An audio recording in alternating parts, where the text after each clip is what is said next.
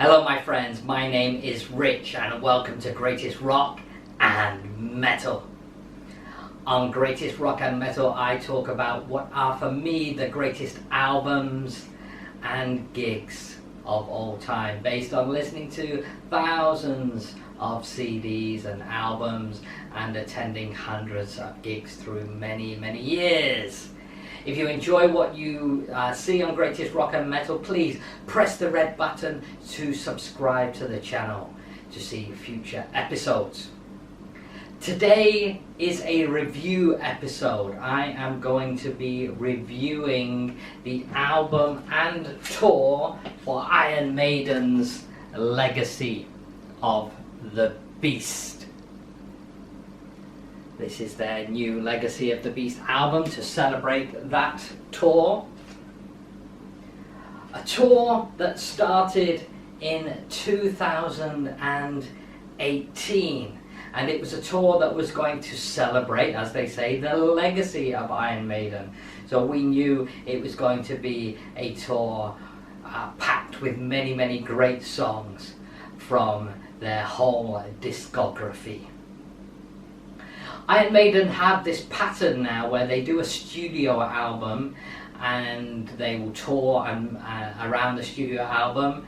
They'll play many songs from that new studio album and a smattering of their greatest hits or a few deep cuts. And then the next tour will be a tour that focuses on their history and look at particular parts of their history. With the Legacy of the Beast tour, it was going to look at their whole legacy. So there were going to be songs from all of their history. It was a tour I had to see. Having been an Iron Maiden fan from way back in the early 80s. And through all eras of Iron Maiden, there have been three distinct eras of Iron Maiden. We call the Paul Di'Anno era, who was their first singer, and those first couple of albums. Then we had, which had been the main era, what many consider their classic era, with Bruce Dickinson in the 80s and early 90s. Then we had the mid 90s period where Blaze Bayley took over from Bruce on the vocals, and we had a new guitarist, Yannick Gers, who joined in that period of time as well, replacing Adrian Smith. And then we had yet another era of Maiden from pretty much, let's say, end of the 90s, from 2000s onwards, really, when they came back with their brilliant Brave New World album, and Bruce back in the fold, as was Adrian Smith back in the fold on guitar. So we have that whole legacy to celebrate on Legacy of the Beast. How was I going to see them? The first leg of the tour was pretty much concentrated in Europe, and I was waiting for dates to be announced in Asia, because for sure they were going to play Japan. When the second leg was announced, there were no dates in Asia. I could not believe it. The second leg was going to be in North America. What was I going to do? It was looking like that there was no way they were going to stretch this into a third leg in a 3-year tour. They hadn't done that before for one of these greatest hits tours. So I thought, okay, I've got no choice. I've got to see this tour. I've got to go to America. So that's what I did. And in September of 2019, I went over to the great US of A, and I was able to see Iron Maiden on consecutive nights. The first night at the MGM Arena in Las Vegas, and then the second night at the Bank of California Stadium in Los Angeles. Both very different venues. The MGM was an indoor arena in Vegas, and the Los Angeles show was an outdoor football stadium. So two very, very different atmospheres, and I had two very, very different tickets as well. For Vegas, I was pretty close to the front, whereas for Los Angeles, I was more to the back. So I got the whole experience of this great, great production that they created for Legacy of the Beast, and both nights were superb. I'll give the edge to the Vegas night, mainly because, of course, there's the excitement of seeing it for the first time. I tried to stay away as much as possible from seeing any YouTube videos or photos or complete idea of what the set list was. I had a reasonable idea, but whenever I saw anything about the tour, I always tried to avoid it, because I like to be surprised. I don't like all this free flow of information now when it comes to gigs or albums. It kind of takes the surprise off that we used to get in the olden days, when we knew pretty much nothing about what we were going to see or hear. Another main driver for me of needing to go to this tour was actually one song, and it's the song Where Eagles Dare. It's my favourite Iron Maiden song. It's the ringtone on my phone, and when I found out Where Eagles Dare was going to be back in the set list, it's like, oh man, I gotta see this tour. So I went over to America, and what a great decision it was. The atmosphere in the venues for the show and before the shows was fantastic. One of the things I love about American gigs is that the fans will congregate outside way before the gigs take place, and they'll have mini parties and they'll hang out together, and it always makes a great build up to the show. You don't get that so much in the UK. The merchandise. The queue for the merchandise was unbelievable. Of all the bands that I've seen, I can guarantee you there's 3 bands where I have never seen so much queuing for merchandise. 1 is Baby Metal, 2 is Kiss, and 3 is Iron Maiden. The Maiden fans love their merchandise, as do I. You'll see around me some of the merch from the shows. And we're all great fans of the Eddie character that has been created. The show itself is just a fantastic show. There is so much going on in it. I've seen Iron Maiden on pretty much every tour that they've done since my first Maiden gig in 1984. This was by far the most theatrical of them all. Bruce changes costume for pretty much every song. The stage show changes for pretty much every song. There's either a new backdrop or there's something going on. There's the giant Spitfire that hovers above the band as they open the show, and that's the kind of thing that many bands will close the show with. I think back to Motorhead and their bomber lighting rig, or Saxon and their Eagle, and here we have Iron Maiden with a giant, almost life-size replica Spitfire flying above their head for their opening track, Aces High. So there was so much going on in the show. Lots of variations of the Eddie character that we've come to know and love throughout the show as well. And there's also a fantastic theme that runs through the show, which I'll talk about when we have a look at the album. But before we do that, let's take a look at Rock T-shirts by the Sea.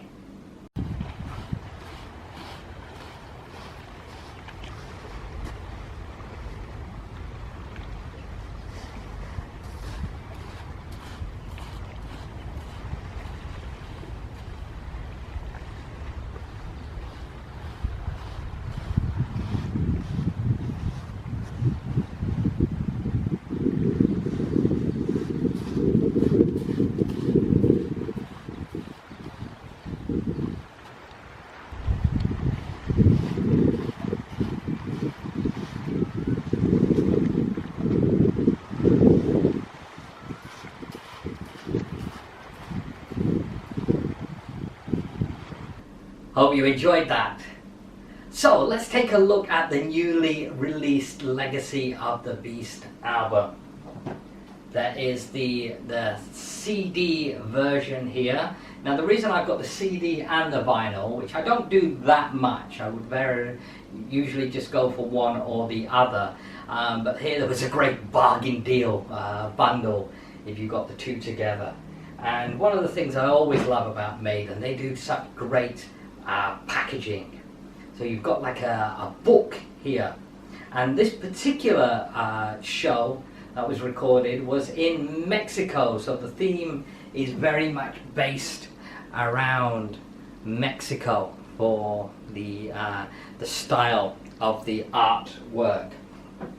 And we got some pictures and some from the show, and of course some a written kind of small essay about the show as well.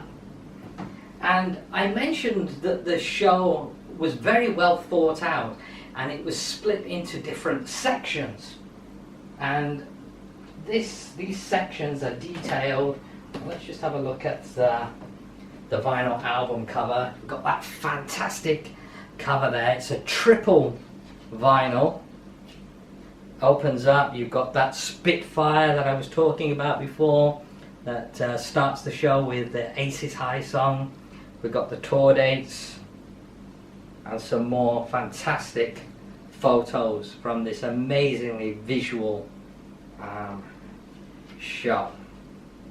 Okay, there's the back there where we've got the tracks, and like I say, it's split into three parts. The first part of the show focuses on what they call war, and the songs are their war themed song. Now I actually have the coloured vinyl version of this, and the colours that have been chosen are the colours that represent the Mexican flag. So we have green, we have white. I love the white vinyls. Whitesnake have done a fantastic white vinyl for their rock album. Talk about that another time. And then we have red. Okay, the red color. Okay, so we have the themes. We have the war. Then we have songs about religion, and then red, of course. The final songs are all based around the theme hell. So to give you some idea, within the war section we get, of course, Where Eagles Dare. And within the religion section we will get a song like Revelations. And within the hell section, of course, we get The Number of the Beast. Brilliant set list, brilliant concept behind everything. If I had to pick my favourite 4 tracks, now I'm going to pick them on a musical basis, not within the whole package of the show. So I'm going to base my picks on the sound of the music on the album. And first, a little bit about this album. It's a straight reproduction of the show. They've edited out some of the speeches, the monologues that Bruce does between the tracks to tighten it up a little bit. Other than that, musically, it's a complete representation of the set list, and the sound is just fantastic. You can close your eyes and you can imagine being there. It's a very, very well produced and recorded album. And the tracks that I would choose, the first track, Aces High. It's just a great opening track. You get the Churchill speech. We will fight them on the beaches. We will fight them on the landing ground. We will never surrender. Something like that. We get the Churchill speech and then into Aces High. A great way to start the show. Of course, I've said it already, I'm not going to talk about it again. Where Eagles Dare, that superb drum intro from Nico. And then we're into it. Where Eagles Dare. My third pick will be a Blaze Bayley era track, The Clansman. Now Blaze always sang this song very well, I thought. Bruce takes it to a completely new level. This is perfect for Bruce's voice, and that chant of freedom. This is a great song. Any of you who've missed out on the Blaze Bayley albums, you need to check out some of the tracks from those albums. There's some great tracks on those two albums, and The Clansman is the best of the lot. It's a great song. And then the fourth track I would pick will be, and this is a tricky one because there's so many great tracks on here, I'm gonna go for Flight of Icarus. Why? Well, I'm going for Flight of Icarus because it's a song that has never been played that much in the Iron Maiden set list. But actually, it's just a great, good, short, to the point, heavy metal song, and it's got a brilliant chorus. Fly on your way like an eagle. Very catchy chorus. So I'm gonna plump for that one as my fourth pick. But I'll be honest with you, it's very difficult to pick a favourite four when you've got hit after hit after hit on an album that is just packed with great songs. So there you have it. That is my thoughts on Iron Maiden's Legacy of the Beast. Hope you enjoyed that, and if you did, please press the red button to subscribe so that you can see future episodes of Greatest Rock and Metal. I should also mention that actually the Legacy of the Beast tour is not over.